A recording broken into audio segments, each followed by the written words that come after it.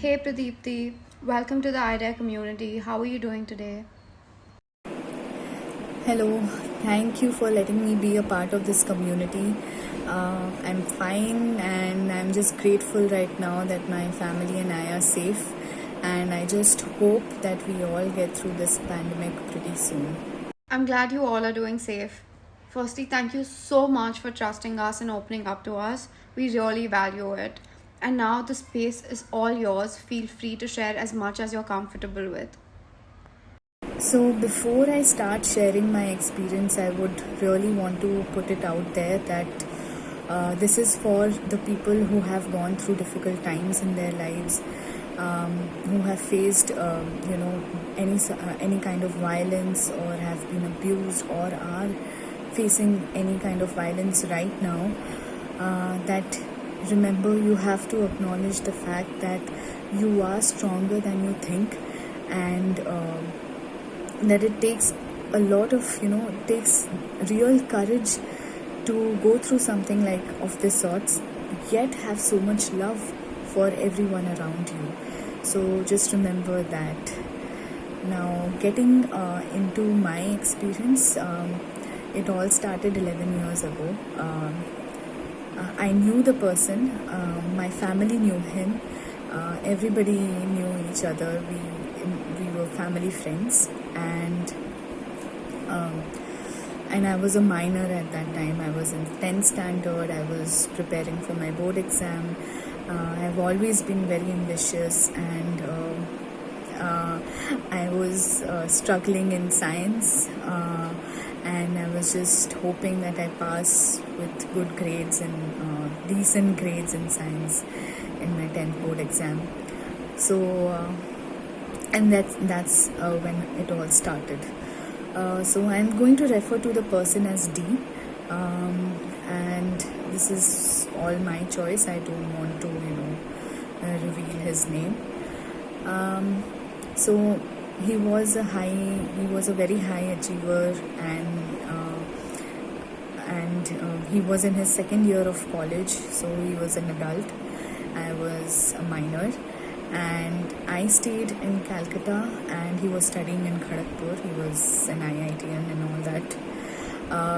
And when this was communicated that he was in Kharagpur, and this was communicated to my parents, so my parents invited him, saying that if you ever miss your home and you miss home cooked food, you can visit us. So he started visiting us during the weekends, and one of these weekends, he proposed to me, saying that, and he seemed always very interested in me. We had exchanged numbers. I had a Nokia phone, and we had exchanged numbers, and we used to exchange texts a lot, and he made me very comfortable, because I have always been a very shy kind of a person, and very an introvert person. So we used to chat a lot, and he was always interested in me. And I have to mention, even though I have an elder sister, and now I know the reason why he was interested in me and not her, because my sister is very bold, and she's very blunt, and she speaks her mind, and and sadly this might be one of the reasons, because obviously you cannot dominate a person like that. You cannot easily dominate a person like that. And also, as a society, we have this concept of who is a good girl, who can be a good girl, who is not a good girl, who can be an ideal woman, who is not an ideal woman, and all that bullshit that we have created as a society. So yeah, this happened in one of the visits. He proposed to me, and it all started happening so suddenly. It was all of a sudden, and he said that he wants to marry me, and I'm the only one. He has always liked me, and it was all of a sudden, and he had portrayed a very good image of himself in front of us, and I was immature. I did not and it's not an excuse. I was a minor, and me saying that it was not an excuse is also a part of the abuse that I went through. That, now I feel that nobody will believe me. But yes, I was just thinking that, he let me. I'm very comfortable with him, and I am myself with him. So why not? And of course, having a boyfriend was a big thing. It is a big thing in that age. So, and you're all very, excited, and you're curious what happens in being in a relationship, because you don't know what a relationship is. Anyway, so this happened, and a few months later, he started forwarding me all these articles which were talking about how it is normal to be physically intimate with your partner, how it is important to be physically intimate, and how I should be doing it. He started talking about it, and how I should be doing it, and if I'm not doing it, I'm not being a very good girlfriend. And he started making me feel guilty about it. Anyway, but I was not really comfortable physically around him or anyone, and so he never got what he wanted. And now I would want to highlight few of the red flags that I should have recognized initially, but I did not. And I learned from it. I learned the hard way, but I did learn from it. So he went to Bangkok for an internship, and that was the first time he cheated on me. And so he also blamed me for his actions, saying that because I was not a good girlfriend and I did not give him what he wanted, he had the right, as if he had the right to cheat on me. So eventually he made me feel guilty for that as well. So anyway, this was the first red flag, that if that happened, I should have not forgiven him for that action. Then during everyday conversations, he used to make me feel that as if he's my savior, he'll make me smarter, he'll make me independent, he will make my career, and because of him I landed up in a good college and everything. Whereas I worked really hard. Being an average student, I worked really hard. I wanted to work really hard because no one can force you. And why this is so important to me is because I lost my identity in front of myself and in front of others as well, in front of my family. I worked so hard. I used to do internships when everybody was enjoying their college life. I used to work hard, and all the credit used to go to him. So I just felt that it was really unfair. Anyway, so he portrayed himself as my savior, and and he also made me feel that as a 10th standard student I wasn't enough, that I always have to do something more, and I have to be a high achiever like him. And sometimes I just felt that he was forcing me to become like him, not understanding the fact that I'm a different person. I have a different personality, I have different likes and dislikes, I have different opinions. I started forming opinions when I went to college. And so years went by, and I was in college now, and I had a very different life.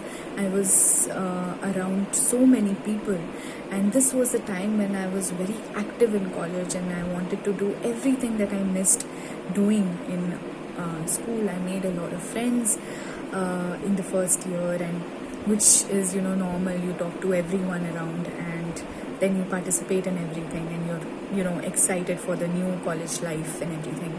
So I did that, and I started spending more time in college. I started spending more time with my friends. And now he started having problems with that as well, because he never expected that this introvert girl and this average not a high achiever girl uh, could do this. So yes, he has started having problems with that. He started blaming me that I do not spend much time with him, and you know, uh, I wanted to learn so many things. I wanted to explore, and I just enjoyed my college life. So uh, uh, and with that, he was blaming me for enjoying my life. So yeah, and then one thing is, very important here is that he always used to say that he does more for me and he loves me more than I do, and that I never did enough for him, and that in a sense, in a way, that I should be grateful and thankful to him that he is there in my life, and as if it was a competition that who does more for whom. And I don't think that is a healthy relationship. But I did not understand at that time, and he portrayed himself as being the correct one. He is always right. He knows more. That I'm the stupid one. That I am not knowledgeable and whatnot. So yeah, and today I realize that maybe I did not even understand what it takes to love someone. How does it even feel to love someone? It was all forced upon me. I was not mature enough to make a decision and take such a big decision of my life that eventually I have to marry this person. Anyway, so all of these thoughts about my identity, about how my hard work, my credit goes to him, my hard work and my everything that I achieved, all the credit goes to him. So it started bothering me, and I had different ideas which did not align with him, and I started forming an identity of myself. I realized that I had almost forgotten what it was like to spend time alone, and who I was. And I realized that it was important. So I just one day I just wanted to take a break, and for myself I took a break. And the sad part is that even though one part of me was telling me to take a break and create an identity and have a life of myself, for myself, the fact that it had been so many years already, it was very difficult to not be around him. Like, he was not around me, and eventually we got back together, but things were not all right now after being back together, because even taking a break for myself was my fault and in his eyes, and that was always one of the taunts that I used to get every time we had an argument. So We are really sorry for what you had to go through, Pradeepti. It was not okay and absolutely not your fault. Blame, guilt tripping, shaming, manipulation, and savior complexes are all forms of mental abuse. We're proud of you for recognizing that and breaking the silence now. I wanted to ask you, what impact did this have on you and the relationship? So during my third year of college, he started behaving really strangely, and I just knew that something wasn't right. And he started blaming me for everything. We started having arguments almost every day for nonsensical things, and I couldn't just make sense of what is happening. And he used to he used to talk about another friend of his, and he started comparing sometimes, and then he used to just compliment her and how she did a lot for him. And of course it didn't make me feel the best about myself. And then I did put a lot of effort to mend what went wrong, what I did wrong, sort of kind of wrong. by taking a break for myself. And this all started sounding as if he wanted to take a revenge to because I hurt his male ego by taking a break for myself. Anyway, after my undergraduation, he started telling me to come to Delhi because he was living in Delhi and he was working in Delhi, and he told me to do this fellowship with XYZ organization, which I really liked, and it aligned to whatever I was doing and whatever I wanted to pursue. And yes, so I went ahead, but before that I already came to know that he had cheated on me with the girl he used to talk about. So, and there was this vulgar exchange of pictures between them, and they had a very dirty, disgusting conversation, and I just felt that I never knew this person. I don't know his side, this side of him. And so I was already very disturbed by the fact that he has cheated on me, and he was, sort of living with this other girl when I was in Calcutta. So he came down, he, literally begged me to come to Delhi, and that he wants to stay with me. And so I went ahead. I started my fellowship in Delhi, and then sometimes we started meeting every day, and sometimes I used to be there in his apartment. And at that time, he was dating this girl when I was already there for 5 years in his life. We were 5 years into the relationship, and he was dating another girl when I was in Calcutta. And I was devastated knowing this. I was angry, I felt betrayed, I was helpless,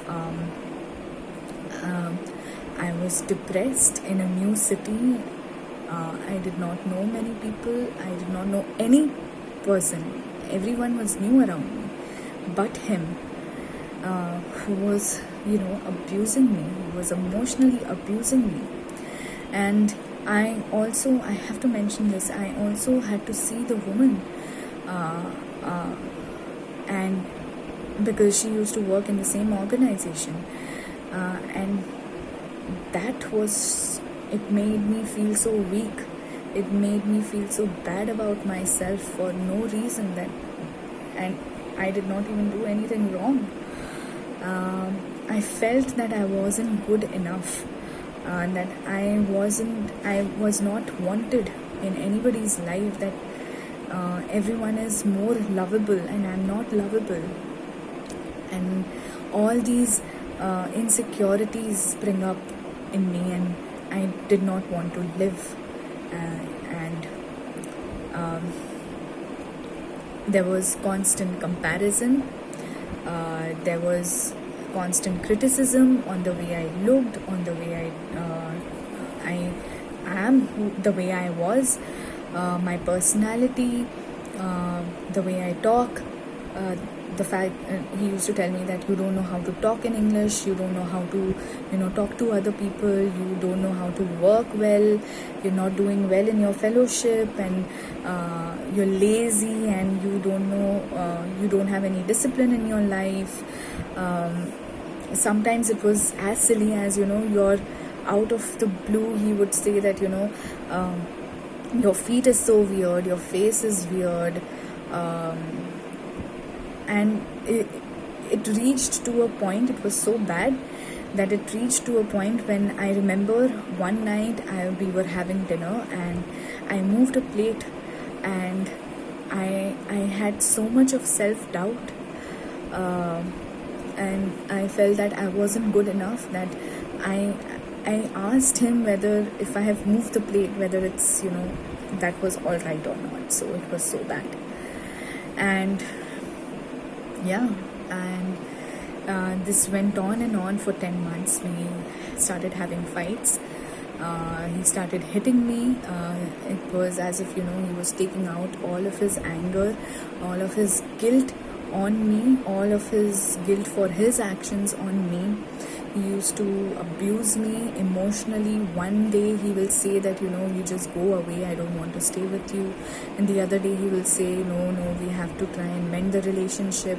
And I couldn't understand what the hell was going on.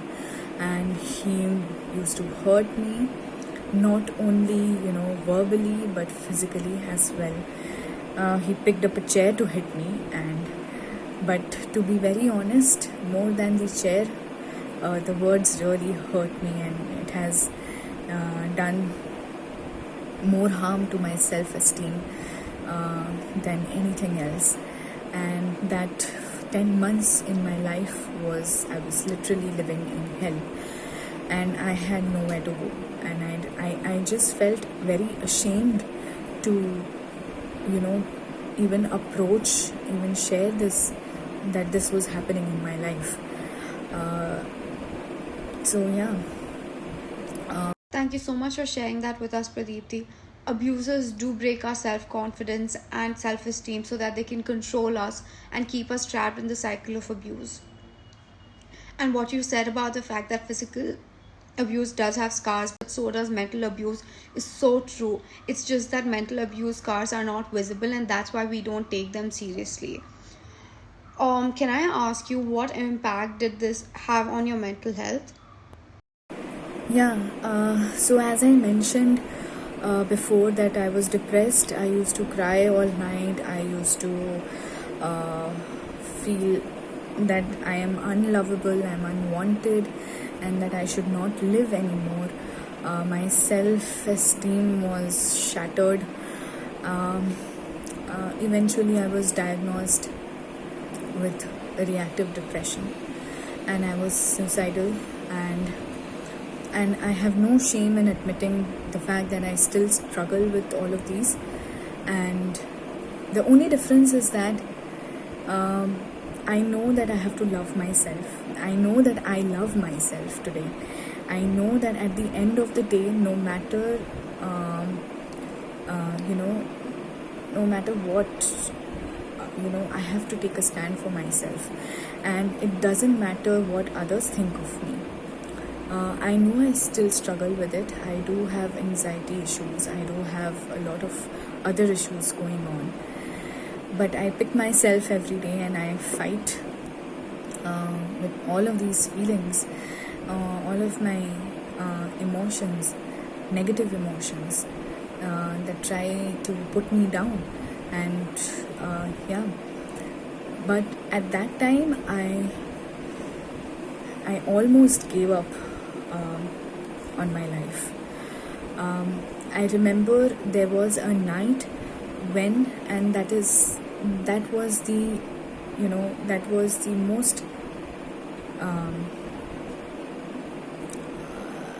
disturbing part, that he was on top of me, he was trying to choke me, and he said that if I die, it will end all of the issues, that will be the best thing to happen to him, that everything will be fine after I die.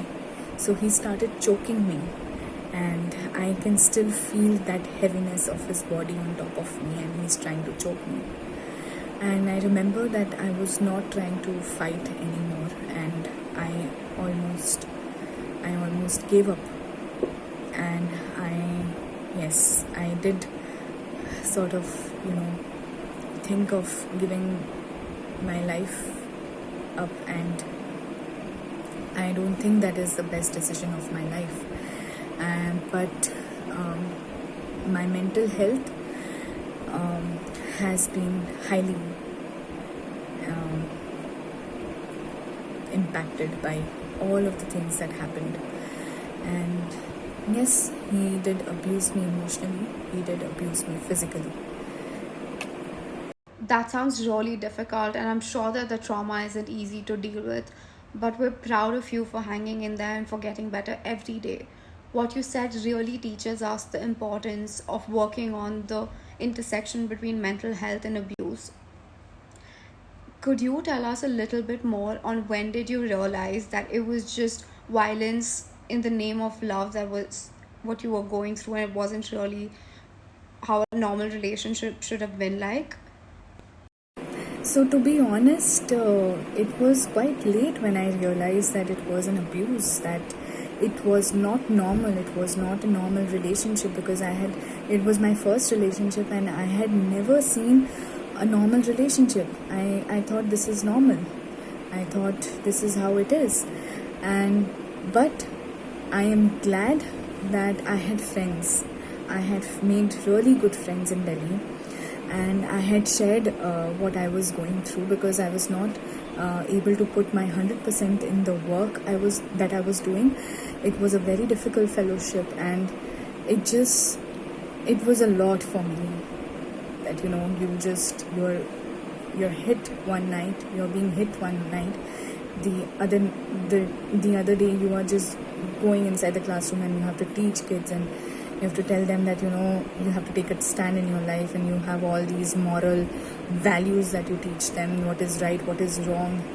And I just felt that I was not being a real person, in the sense that I just felt ashamed that I was going through this sort of a thing in my life. And yeah, so I'm glad that I had such good friends. I shared this with my friends, and for initially they also started telling me that you can try, and you can initially they did not know much about it, but then when they knew about it, they just said that you have to leave. And one of my college friends, I talked to her as well, and she told me to just leave and that everything will be all right. And she supported me, and my friends supported me, and so till the end it wasn't me. So he was the one who said, I don't want to be with you. And in my head I was just thinking that I don't want to be with you either. And why did you waste all these years, all the 10 months that I had in my hand? I could have done so much better in my fellowship. I could have done so much more, instead of being abused and being hit by you every night, every day.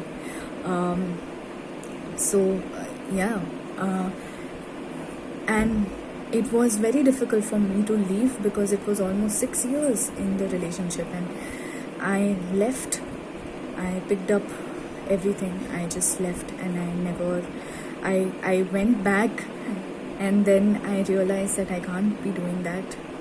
I cannot seek help from my abuser. I was expecting that, and it was wrong of me to expect that. And I picked up everything, I left, and then started the journey of getting through it. It was again a very difficult time for me to get through it, to face the reality that the person is not there in your life, to face all the consequences of the abuse that I had gone through. When I started criticizing myself so much. So yeah, it was very difficult. And now I know, eventually after a year, I realized that it was not love. He never loved me. He wanted me. He wanted me because he wanted to be powerful. He wanted me because he wanted to, satisfy his male ego. He wanted to have physical relationship with someone, which he did not get, but that was his main motive. And now I realize, today I completely realize what was all. So yeah, when the person cheats on you, when the person makes you feel bad about yourself, whoever it is not love, it is not friendship, They are not the ones who want any good for you, and they abuse you. If they are making you feel bad about yourself, if you're not growing as a person, it's not a healthy relationship. And I'm glad that no matter how difficult it was, I did walk out of it. I did tell myself that I cannot keep calling my abuser. I cannot seek help from my abuser. You're right, Pradeepti. Often we do not grow up learning the signs of abuse. We don't know how to call violence violence, and it takes years of trauma to learn how to stand up to the abuser. So I'm really proud of you for doing that. I wanted to ask you, what was your support system like when you did stand up against it, and who were there to support you? Were they empathetic enough? So, as I mentioned before, my friends were really supportive. They wanted me to grow as a person. They were accepting of the fact that sometimes I was too hard to be around with. Sometimes I was too difficult a person. But they were very patient with me, and they let me learn new things. They tried and motivate me, and they tried and made me realize what my worth is, and that the fact that I could do things, that I am lovable, and that I am wanted. So I'm really grateful to that bunch of friends that I made in Delhi, and so that support system, my sister supported me when I told her all about what had happened. My parents supported me, but then it was all very complicated, and I would want to mention it because it was all in the family. The families knew each other, all my relatives knew, and we were almost about to get engaged and everything when this was happening in my life.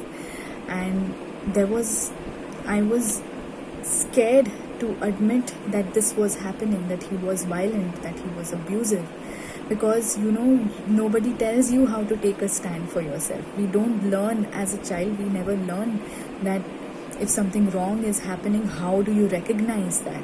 How do you even stand for yourself? It's more about what the society will think, what the people will say. Especially in our Indian society, relatives are more important than your well-being. So for the longest time, it was more about my relatives that I could not tell, that I felt ashamed, that how will I tell them, that everybody will think that it's my fault, which eventually happened. Some of the relatives did think that it was all my fault, that being a city girl, I must have done something wrong. One day I met his sister, and his sister also said the same thing. Being a woman, she said the same thing, that you took a break, that was your fault.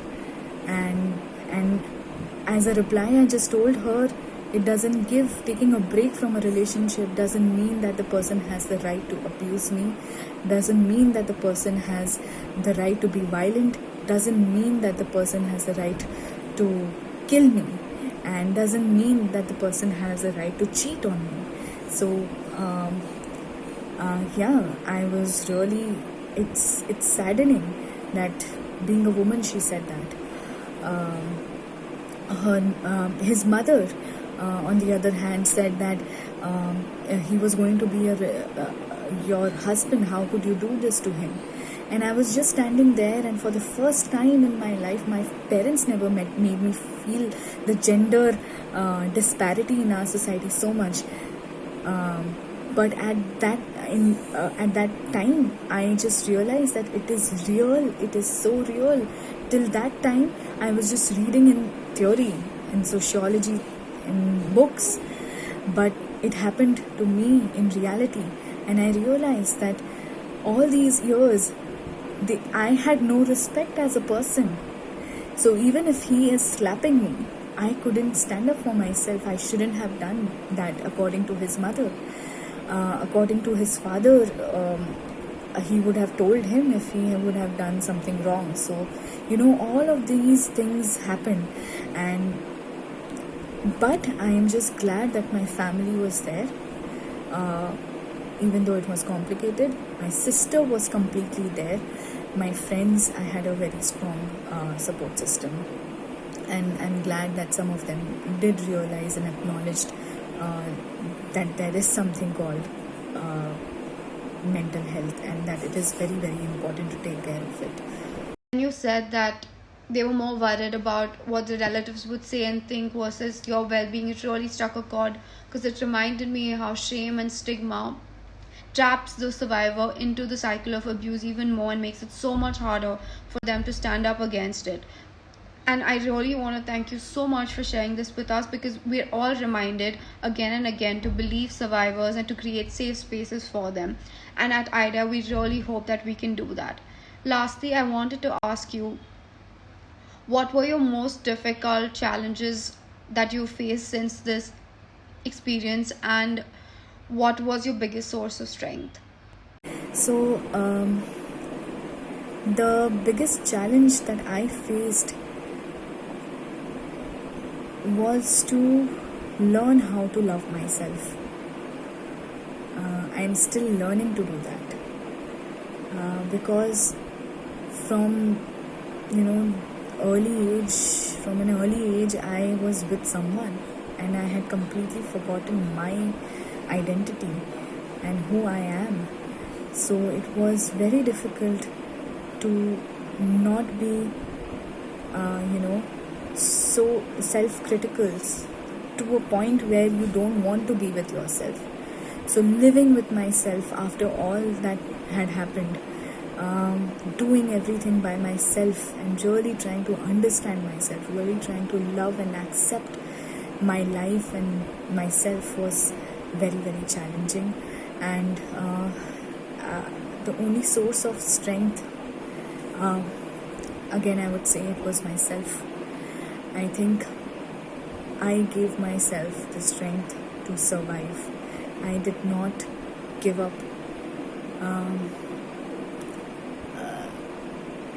I made some stupid decisions, but eventually I did not give up. I knew that I cannot let him do this to me. I cannot let him have the power over me. It took a lot of time and a lot of hard work. So I think I was my inner self. Some people around me, yes, these were the source. I was my source of strength, and the entire thing, the entire experience made me a stronger person, made me realize that if I can go through this, I can go through anything, and I'm stronger. And it has made me, be connected to myself. It has made me spiritually more enlightened. It has made me trust myself, believe my gut feeling. And today I can take pride in that, in the fact that I know I can trust myself. So nobody has to learn these things by going through any sort of violence or abuse, but I did. But I'll take all the learnings from it very positively. More power to you, Pradipti. You sharing this with us will help a lot of people recognize mental abuse and physical abuse and maybe inspire them to stand up against it. So thank you for doing that. Is there anything else you'd like to tell us? So I work in the education sector, and I feel as educators, and not only as educators, as parents, as a community, we need to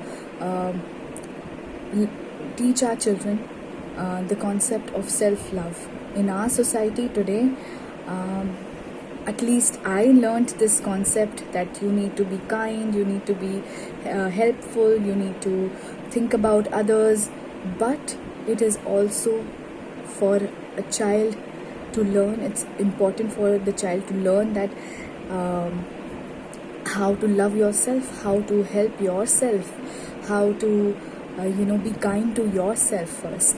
So that is very, very essential. And the other thing is that also, if you are seeing anyone around you, someone who is crossing and someone else's personal boundaries, you need to, if the person is not strong enough to stand up for herself, then the others should hold the abuser accountable from the first incident itself. And if children start learning and children start seeing these examples from adults, they will learn better, and we'll eventually have better people around us. For teenagers, I would say that having fights, having arguments to a level where the person is making you feel bad about yourself is not normal. We need to understand what is normal and what is not, what is acceptable, what is unacceptable for your well-being. The third point is that as adults, we need to take a responsibility of setting an example of a healthy relationship. For many of us, we have seen our fathers, taunting our mother, or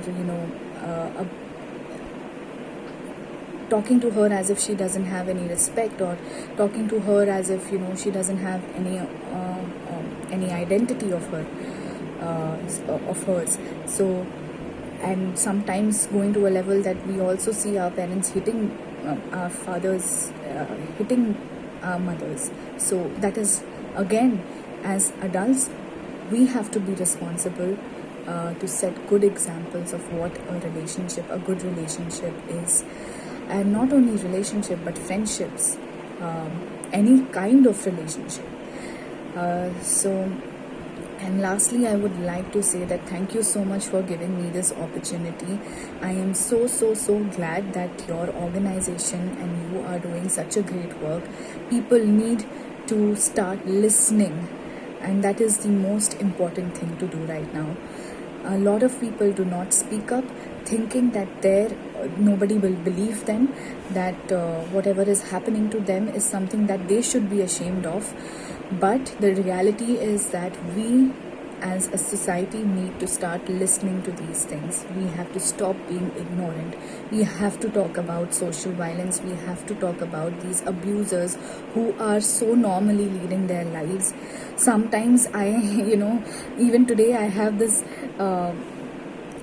anger towards all the people who are working in the social sector, even talking about how gender disparity is an evil, a social evil, how sexual violence is a social evil, and we need to fight against it. And those same people are someone else in their personal life. So we need to understand what it is to be a good human being. Let's not have this duality, and let's start taking stand for ourselves and also support others who are going through difficult times. So thank you so much. That's very well put. Thank you. We're grateful for your courage, time, and effort. Thank you for showing us how to unlearn taboos around mental health and abuse, and how to reclaim your power.